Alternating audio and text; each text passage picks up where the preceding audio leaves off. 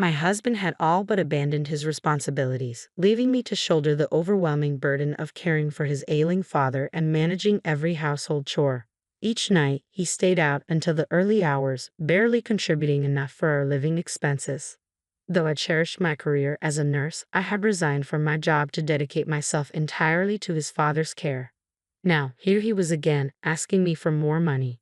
"We can't make ends meet on this amount," I told him. "It's your responsibility to manage our finances within the budget, but there's a limit. How can you expect more from me when you contribute nothing and disregard everything I'm doing?"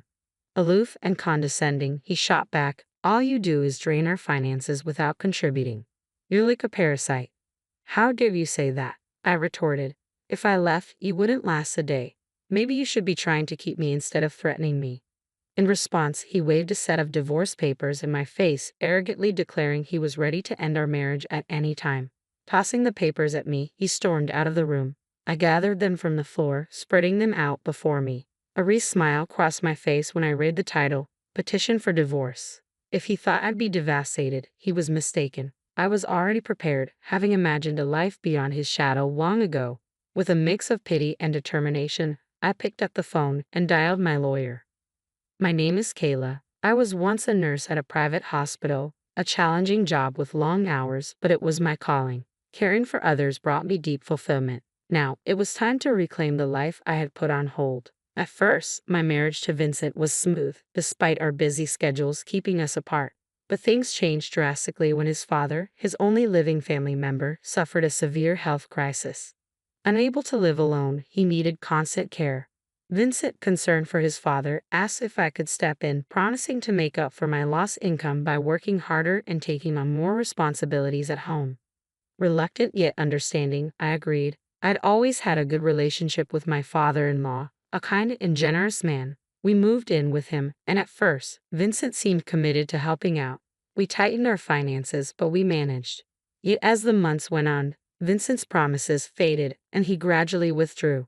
He reduced his financial support, became increasingly absent, and left me alone to juggle the household and caregiving duties.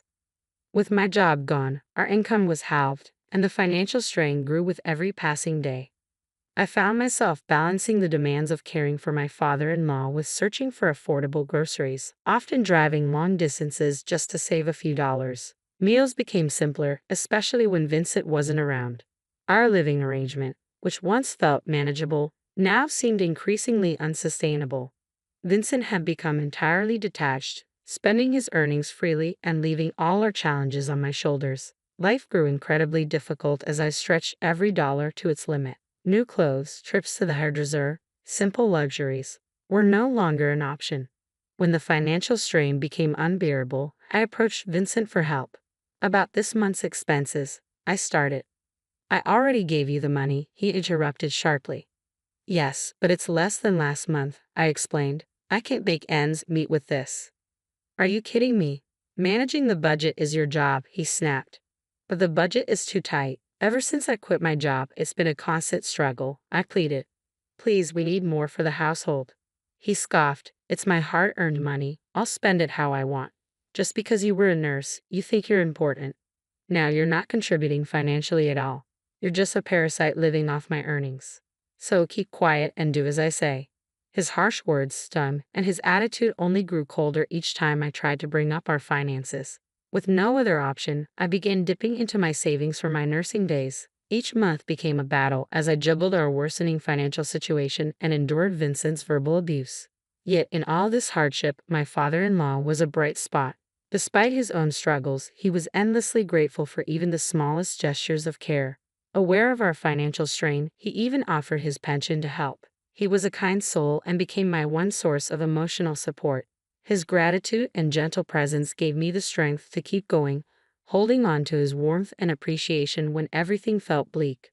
But my moments of peace were tragically short-lived. Nearly 3 years into caring for him, my father-in-law passed away unexpectedly. That day marked the end of one chapter and the beginning of a profound change in my life. I drove a bit further than usual to the supermarket to take advantage of a special sale. Though I felt uneasy about leaving him alone, he reassured me with a gentle smile and encouraged me not to worry. His warmth and calm words eased my mind. and I left, feeling peaceful, believing he was all right. Tragically, while I was away, he collapsed, and he never recovered. The guilt of not being there haunted me. I replayed that decision to leave him alone over and over, and the tears wouldn't stop. Despite the overwhelming grief, I knew I couldn't live in regret forever. I needed to focus on arranging his funeral. Vincent assumed the role of chief mourner but was more concerned with appearances than actual responsibilities, leaving most of the preparations to me. Given the deep support my father-in-law had offered me, I preferred handling the arrangements myself rather than risk Vincent's neglect. Throwing myself into the funeral planning became a temporary escape from the sorrow.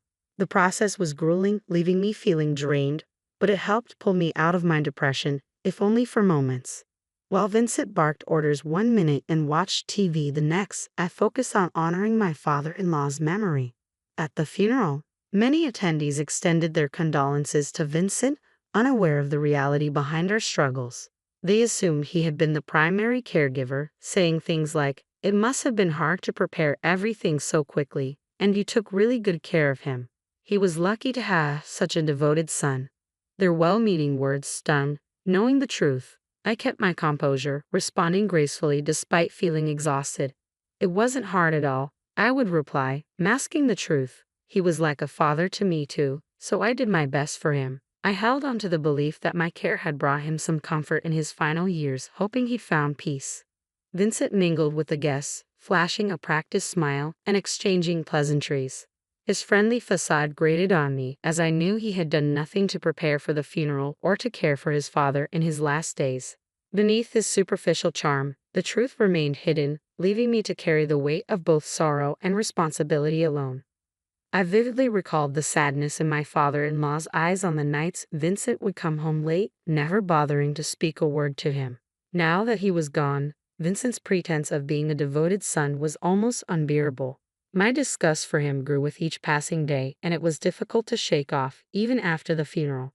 With my father-in-law no longer here, the one thing that had kept me tolerating our strained marriage was gone. The thought of divorce increasingly crept into my mind, but I was torn. I felt both repelled by him and uncertain about making such a huge decision. I kept procrastinating, held back by the remnants of a life that once held meaning. The routine was all that kept me going. But then, one unexpected incident gave me clarity. One evening, I went to the local supermarket, only to find they were out of a seasoning I needed. Deciding to try a store a bit farther away, I made my purchase and headed outside. That's when I saw Vincent, who was supposed to be at work. Curious and cautious, I kept my distance, watching him. He seemed nervous, glancing around before entering a building with a sign for a consumer finance company hanging above the door, one I recognized but never expected to be involved with us. A chill ran through me, as if I had been plunged into icy water. My whole body reacted, but my mind remained eerily calm, piecing everything together. It dawned on me that not only was Vincent failing to provide enough for our household, but his actions were now leading him into serious financial trouble, without my knowledge. The discovery crystallized everything, the reality of our situation, and the way our lives and values had drifted apart. I couldn't ignore it any longer. Vincent had been borrowing money behind my back. The thought of how deep and long-standing his debts were made my stomach turn. That was the moment the decision was made. I needed a divorce. I could no longer picture a future with someone who kept such major financial secrets from me. My feelings for him evaporated completely. That evening, I waited for him in the living room, the decision weighing heavily on me but clear in my mind. When he finally walked through the door, I didn't hesitate. "Vincent, you're back late." He looked surprised. "Yikes, what are you doing up so early? What's wrong? Can I stay awake?" I asked flatly. "Nothing's wrong. I just want to go to bed," I replied, keeping my tone even. "Of course you do. You've been out until now, after all." He dismissed my concerns. "If you're going to be sarcastic, save it. I'm exhausted from working, unlike you," he snapped. "Right? I'm sorry," I said, my words hollow as the reality of our situation settled in. I paused for a moment to gather my thoughts before speaking. "Actually, I have something important to tell you. Let's get a divorce." Vincent looked at me, stunned. "Ha! What are you saying all of a sudden?" "I've been thinking about it for a while now," I continued calmly. "You've been living off me, and yet you ask how I'll survive after the divorce. You hardly provide enough for me to live on as it is. Besides, as a nurse, I managed before, and I can manage again. If money is such an issue, then yes, I think a divorce is the best step." He stood frozen, speechless, before locking himself in the bedroom. The next day, true to his word, albeit reluctantly, he took a day off and accompanied me to our lawyer. He signed the divorce petition with a heavy thud on the lawyer's desk. Our separation turned out to be simpler than I had expected. Throughout it all, Vincent kept muttering about regret, but I chose to ignore him. Afterward, I decided to return to my parents' home temporarily. When I explained the situation to them, they offered their full support, encouraging me to move forward. Grateful for their backing, I began packing up my belongings, ready to start anew, free from the weight of a marriage that had become untenable. While sorting through my things, I decided to clean my father-in-law's room one last time. As I went through his chest of drawers, I stumbled upon his will. Curious but composed, I informed Vincent, who, to my surprise, showed an unexpected burst of excitement. He tore open the envelope and eagerly read the contents, his eyes wide.